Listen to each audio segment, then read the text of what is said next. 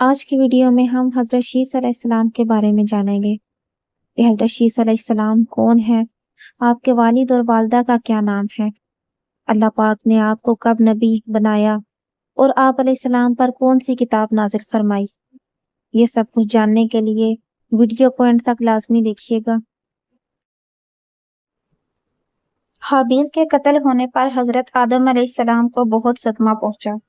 اللہ تعالیٰ نے حابیل کا صدمہ دور کرنے کے لیے حضرت آدم علیہ السلام کو بطور نعم البدل ایک نیک بیٹا عطا فرمایا، جس کا نام حضرت آدم علیہ السلام نے شیس یعنی اللہ کا عطا کردہ تحفہ رکھا۔ محمد بن اسحاق یہ بیان فرماتے ہیں کہ جب حضرت آدم علیہ السلام کی وفات کا وقت قریب آیا تو انہوں نے اپنے فرما بردار بیٹے حضرت شیس علیہ السلام کو حق دعوت اور تبلیغ کی وصیت فرمائی اور انہیں دن رات میں کی جانے والی عبادات کی تعلیم دی۔ حضرت آدم علیہ السلام کے انتقال کے بعد ان کے بیٹے حضرت شیس علیہ السلام نے اپنے والد محترم کی وصیت کے مطابق عمل کرتے رہے اور اللہ تعالیٰ نے انہیں بھی نبوت سے سرفراز فرمایا اور ان پر اپنے پاس سے آسمانی صحیفے بھی نازل فرمائے۔ رسول اکرم علیہ السلام نے فرمایا کہ اللہ تعالیٰ نے اپنے انبیاء پر 100 صحیفے اور 4 آسمانی کتابیں نازل فرمائیں، جن میں سے 50 صحیفے صرف حضرت شیس علیہ السلام پر نازل فرمائے۔ حضرت شیس علیہ السلام نے اپنے والد محترم کی وصیت کے مطابق تبلیغ دین کے فریضہ کو احسن طریقے سے سر انجام دیتے رہے۔ جب ان کی موت کا وقت قریب آیا تو انہوں نے اپنے بیٹے انوش یانش کے حق میں وصیت فرمائی۔ انوش یا پھر یانش نے اپنے انتقال سے پہلے دعوت و تبلیغ کی یہ ذمہ داری اپنے بیٹے کنان کو سونپ دی۔ پھر کنان نے اپنی وفات کے قریب اپنے بیٹے مہلائیل کو دعوت و تبلیغ کا منصب سونپا۔ مہلائیل پہلے وہ آدمی ہیں جنہوں نے شہر بسائے، مضبوط قلعے تیار کیے اور شیطان کے لشکروں کو پہاڑوں اور گھاٹیوں میں منتشر کر دیا۔ ان کی حکومت 40 سال تک قائم رہی۔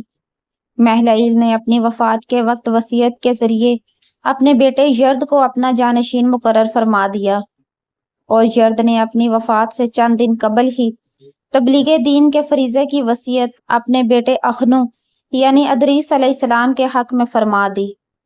یہودی روایات کے مطابق شیس نوح علیہ السلام کے جد اور تمام بنی نوع انسان کے باپ ہیں۔ عرفی طور پر یہی سمجھا جا سکتا ہے کہ شیس کو حابیل کے قتل ہو جانے کے بعد آدم و حوا کو عطا کیا گیا تھا اور حضرت آدم نے شیس کو بہت سارے خفیہ علوم سے آگاہی دی تھی جو بعد ازاں قبالہ کی صورت اختیار کر گیا، جبکہ یہودیت کی علمی اور ادبی کتاب زہر یا زہر کے مطابق شیس تمام صادق اور نیک انسانوں کے جد ہیں۔ 2 صدی عیسوی میں مرتب شدہ ترتیب و تاریخ عالم کے حوالے کے مطابق یہودیت میں یہ تصور کیا جاتا ہے کہ وہ یوم العالم کے تخلیق کائنات کا سال 130 میں پیدا ہوئے۔ قصص اسرائیلیات اگادہ یا اگدہ کے مطابق شیس کے 33 بیٹے اور 23 بیٹیاں تھیں، جبکہ ترتیب و تاریخ عالم کے مطابق شیس کی وفات یوم العالم کے سال 1042 میں ہوئی۔ اسلامی روایات کے مطابق شیس علیہ السلام حضرت آدم علیہ السلام اور حوا علیہ السلام کے تیسرے فرزند ہیں۔ اسلامی روایات کے مطابق شیس علیہ السلام حابیل کے شہید ہو جانے کے بعد اللہ تعالیٰ کی طرف سے نہ صرف انعام کے طور پر آدم و حوا کو عطا کیے گئے بلکہ وہ اللہ کے اور اپنے والدین کے فرما بردار بھی تھے۔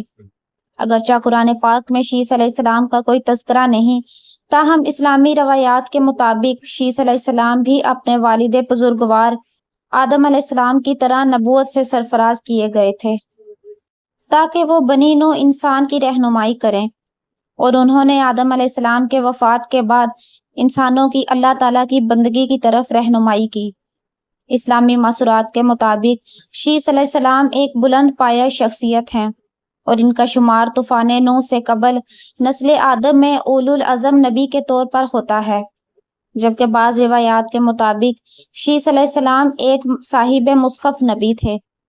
اسلامی روایات کے مطابق شیس علیہ السلام پیدا ہوئے اس وقت آدم علیہ السلام کی عمر 100 برس تھی یا کچھ زیادہ تھی۔ آدم علیہ السلام نے شیس علیہ السلام کو اپنا جانشین منتخب کیا تاکہ وہ آدم علیہ السلام کے بعد اولاد آدم کی رہنمائی کر سکیں۔ مسلمانوں کا عقیدہ ہے کہ شیس علیہ السلام کو زندگی کے مختلف پہلوؤں کے بارے میں خاطر ہوا دانش و معرفت عطا ہوئی تھی، جیسا کہ اوقات کار کا تعین، طوفان نوح کے بارے میں نبیانہ اضطراب اور نماز تہجد کے بارے میں اشتیاق۔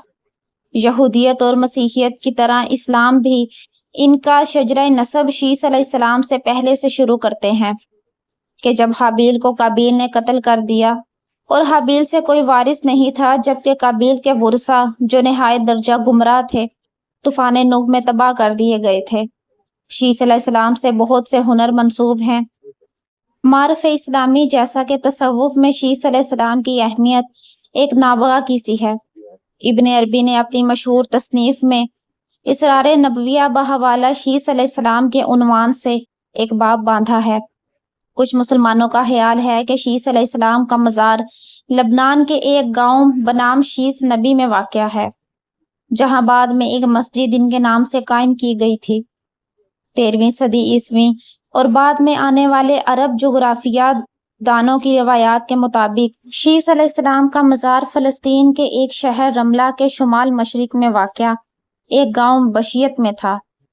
بلا شبہ ادارہ اکتشاف فلسطین کے مطابق لفظ بشیت دو الفاظ بیت و شیس کا مجموعہ ہے، جس کا مطلب ہے کہ خانہ شیس۔ 1948 میں اسرائیل کے معرض وجود میں آنے کے وقت یہ گاؤں غیر آباد ہو گیا تھا، لیکن آج بھی 3 کونوں والا مینار شیس کے مزار پر قائم و دائم ہے۔ تو آج کی یہ ویڈیو آپ کو کیسی لگی؟ کمنٹس میں اپنی رائے کا ضرور اظہار کریں، اور اگر چینل پر نئے ہیں تو اس کو سبسکرائب اور ویڈیوز کو لائک اور شیئر بھی کر دیں، اور اسی طرح کی مزید اسلامی ویڈیوز کے لیے ہمارے چینل کے ساتھ جڑے رہیں۔